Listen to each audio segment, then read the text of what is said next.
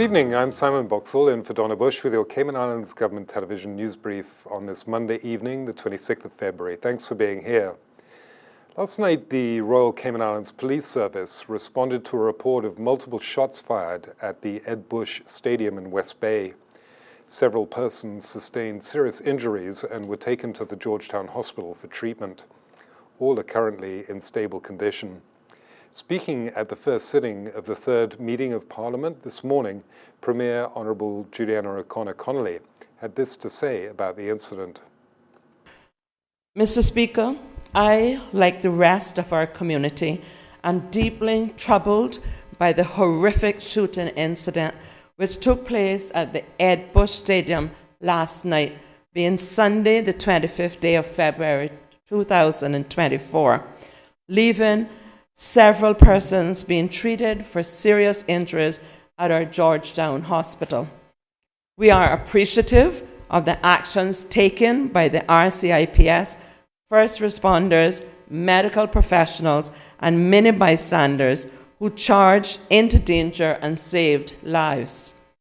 The government conveys our deepest sympathy and fervent prayer to all those affected by this unfortunate incident. While our law enforcement and intelligence professionals continue to gather the facts, we appeal to all members of the community who witnessed the incident to come forward and provide information. Anyone with information is urged to contact the RCIPS. Mr. Speaker, I have convened, as all members would now be cognizant of, an emergency meeting with all members of Parliament and relevant government officials at 1:30 p.m. today, which will then be followed by a press briefing at 3 p.m. to further update the public. This level of violence is not normal in our beloved Cayman Islands and will not be tolerated by any member. The government fully supports the RCIPS and all its efforts to ensure a safe and secure Cayman Islands. May God grant us a shared vision and resolute strength to stand together as we address issues of safety and security in our communities in the face of this brazen violence. There was also a press briefing this afternoon with Her Excellency the Governor, Mrs. Jane Owen, the Honourable Premier, Juliana O'Connor-Connolly, Commissioner of Police, Kurt Walton, Leader of Opposition, the Honourable Roy McTaggart, and Members of Parliament, where the incident was further addressed. The public can watch the press briefing on the Cayman Islands Government YouTube channel.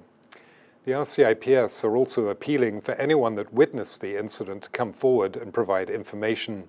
Anyone with information is encouraged to call 911 or the West Bay Police Station on 949-3999. Anonymous tips can be provided directly to the RCIPS via the confidential tip line at 949-7777 or their website or through Cayman Crime Stoppers online. Cayman Crime Stoppers is offering a reward of up to $50,000 for information that leads to the arrest, charge, or conviction of the individuals responsible for the shooting incident at Ed Bush Field. The portfolio of the Civil Service has announced the appointment of Mrs. Melanie Mcfield as manager of the Commission's Secretariat.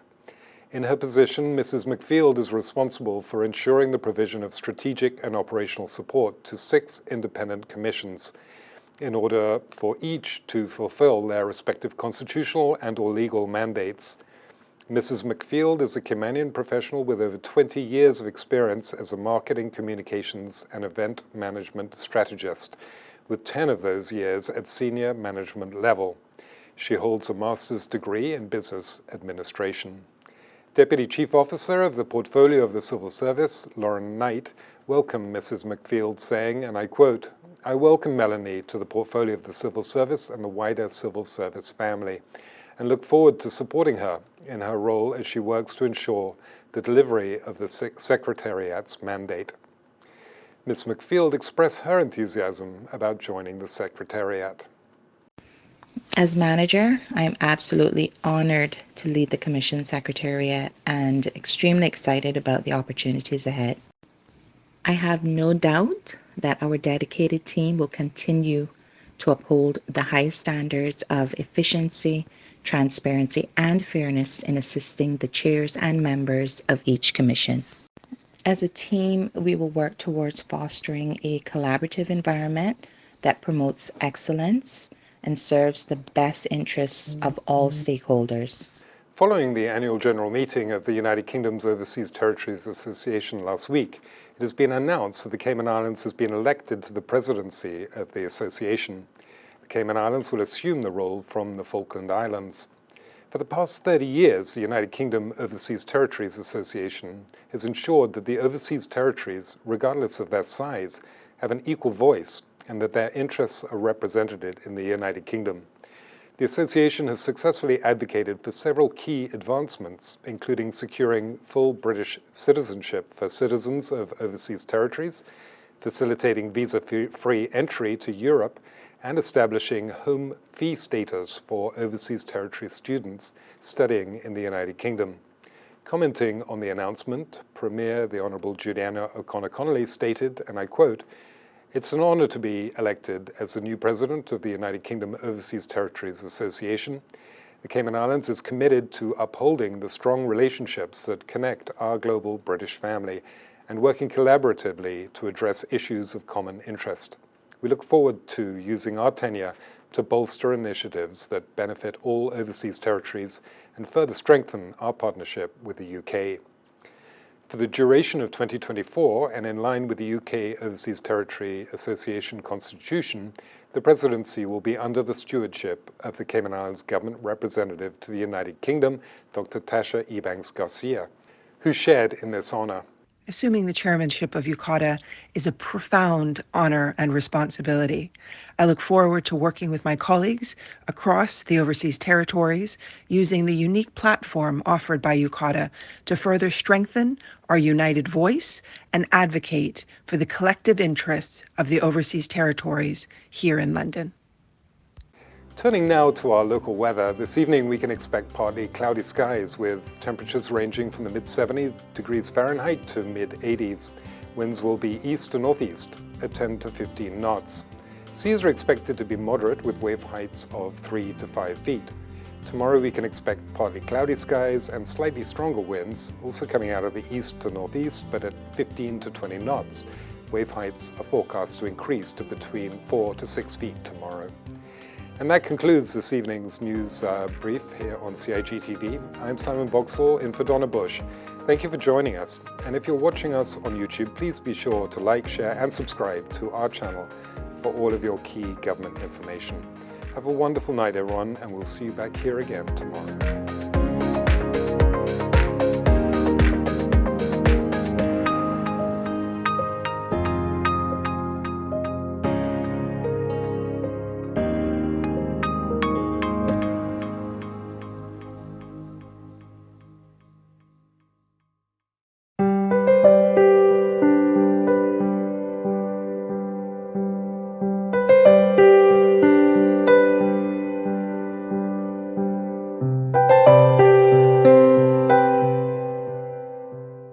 Seek the latest, accurate information on COVID-19 only from official sources at gov.ky/coronavirus. The Esterly-Tibbetts Highway 3-lane roundabout is ready for drivers. It's time to make sure you know how to use it. First, know which exit you need to take. Pay attention to lane arrows and signs. Make sure you use your signal to change lanes or exit the roundabout. To turn left, you always approach in the left-hand lane and indicate left. To drive straight ahead, you need to be looking out for signs and road markings indicating which lane to use. Get in one of the lanes marked with a straight-through arrow. If turning right, you must use the right-hand lane and indicate accordingly. To use the roundabout safely, remember these 3 tips. Know your exit, pick your lane, and signal to make your turn.